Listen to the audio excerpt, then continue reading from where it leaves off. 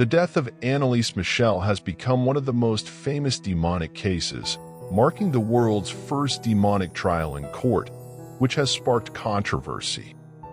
In 2005, Hollywood produced the psychic and non-psychic characters in Emily Ross's Exorcist film, The Exorcist, which is based on the case of Anneliese Michel back then.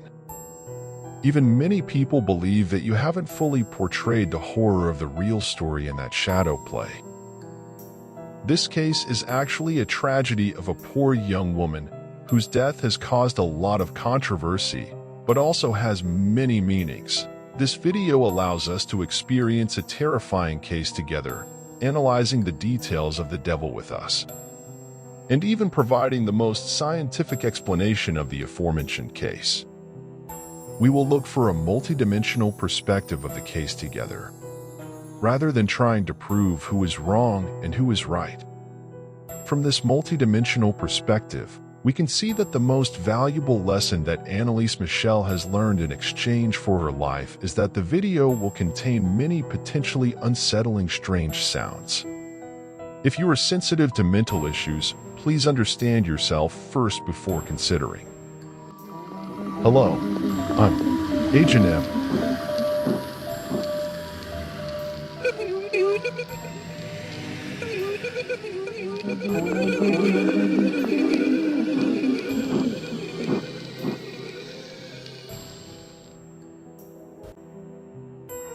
The story takes place in Germany on September 21, 1952, shortly after World War II. Anneliese Michel was born in a family with many sisters, where she grew up in a very religious community. Anna Michel was the mother of Anneliese. Before her birth, she gave birth to an illegitimate child, which of course made her deeply embarrassed and condemned by the religious community at the time, as she suffered such discrimination that she could not wear a white wedding dress on the wedding day. She was forced to wear a black wedding dress as a form of discrimination, and even her illegitimate son passed away at the age of 8. After a tumor surgery, this further made Anna feel guilty because she felt ashamed. Anna raised her youngest daughter, Anneliese, into a devout person. She devoted herself to God and helped her make up for her sins back then.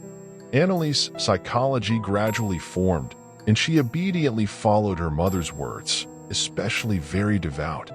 Due to her environment and her mother's upbringing, Anneliese grew up believing that her life was meant to save others. Many psychologists believe that Anneliese is obsessed with moral life and atones for others. This tragedy began in 1968, when 16-year-old Anneliese suddenly lost consciousness at school and was accompanied by uncontrollable seizures. That night when she returned home, the girl felt completely paralyzed and had difficulty breathing, feeling as if someone was sitting on her. She couldn't control her body, and a year later, Anneliese experienced this situation again. They saw the demon's face.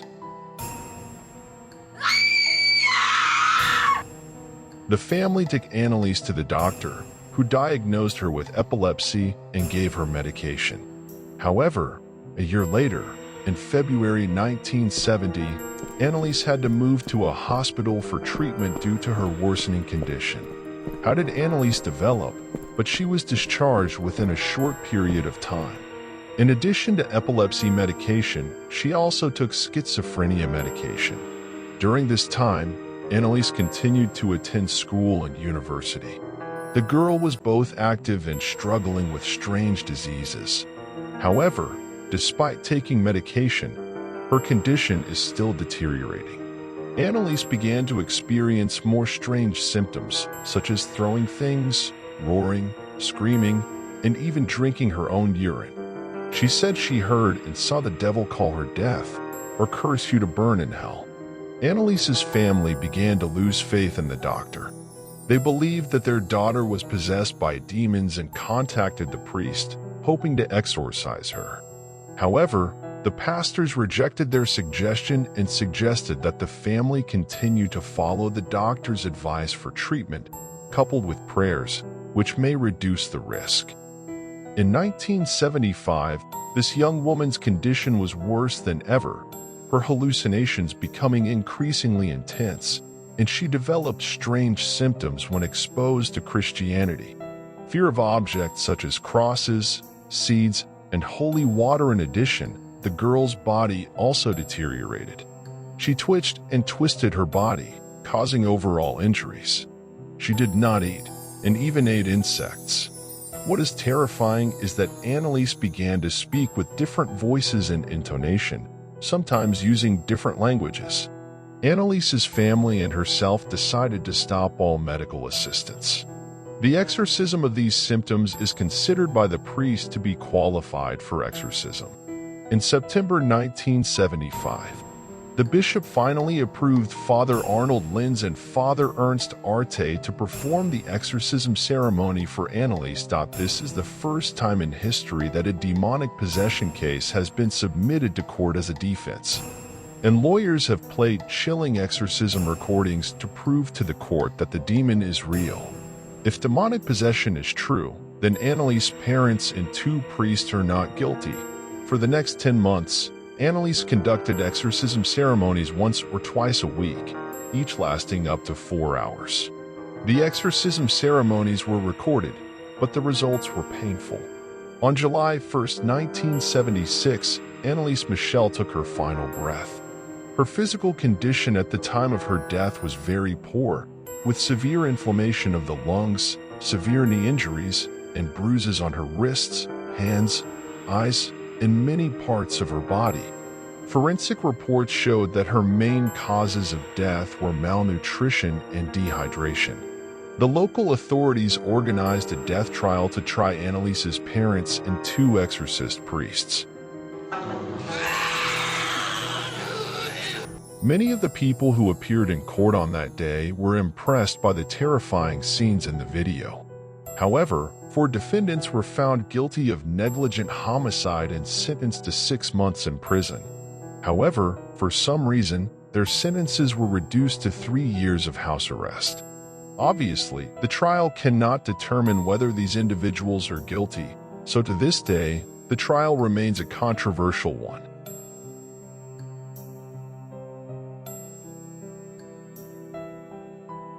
This is Anneliese's voice when she is awake.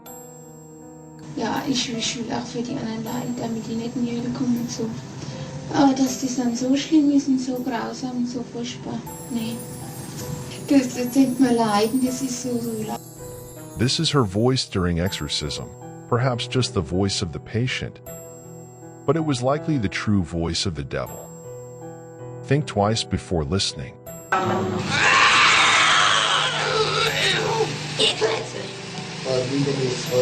Nein, ihr Klötze. Er war mir Klötze. Oh, so der will auch nicht. Oh, ich geh auch nicht. Oh. Sind wir schon 3? Wie.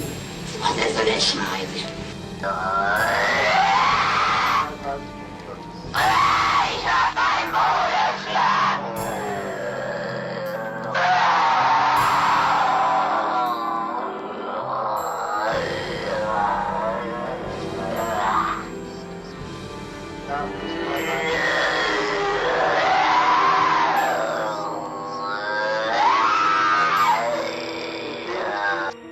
At these ceremonies, Anneliese once said that she had 6 demons inside her body: Judas, Hitler, Lucifer, Fleischmann, Nego, and Cain. When the devil took over Anneliese's body, he spoke in the devil's language and tone. Judas speaks Greek. Die müssen in eigenen Seminaren ausgebildet werden, die dürfen nicht auf die anderen Universitäten. Lucifer, also known as Satan, speaks English and Aramaic.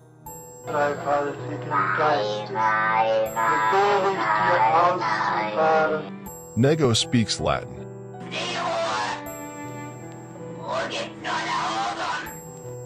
Cain speaks Hebrew.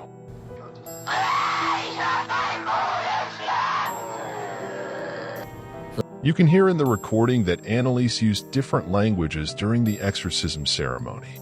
Due to the fact that terrifying content and sounds are believed to be beyond human creativity, many people believe that the devil is real and that Anneliese being possessed by the devil is real. Let's look at this from the perspective of insiders' mental health, as our family knows that Anneliese has been working hard to cure her illness with modern medicine, but over time, her condition has become increasingly severe. Psychiatric drugs, but none of them worked. Her family is also a very devout family, and when the girl and her family think she is possessed by demons, she finds it easy to understand. In the church, pastors once refused and suggested that their families receive treatment. But when things became very bad, after listening to one recording after another, they felt that these two priests must be very brave and love this young woman in order to stay there and calm down and face everything. Her true health condition indirectly led to the death of malnutrition and dehydration. Regarding the significance of death, many people believe that the death of Anneliese Michel signifies the victory of the devil. Anneliese Michel wrote a letter to everyone in court. In the letter, she told people that she was summoned by an angel sent by God and told her God's will. However, many souls will know God and be saved from Anneliese's soul. Anneliese chooses to stay there until after her death. She will be liberated and peaceful. You are willing to suffer and die for your career, with the aim of using your sacrifice to make more souls know God, and more people will be saved. In fact, she got the result she wanted. The trial spread information about the devil and God to the world. Therefore, many people believe in the devil and God. Not only because of her death, the Catholic Church did something unprecedented. For the first time, they revised the 17th century code and added rules that required exorcist priests to undergo medical training. Therefore, the current exorcism ritual must be combined with modern medicine to ensure the lives of victims, which will definitely save lives, thanks to Anneliese Michel. Her grave is visited by many people every year until now. Her sacrificial story is the spiritual pillar of Catholics around the world. In fact, all the strange manifestations of Anneliese Michel are consistent with the symptoms of epilepsy and schizophrenia. Doctors believe that this poor girl has been influenced by religious ideas since childhood. Due to the influence of her mother and surrounding environment, when she had seizures, she began to imagine supernatural phenomena, which gradually changed the girl's psychology and led to schizophrenia.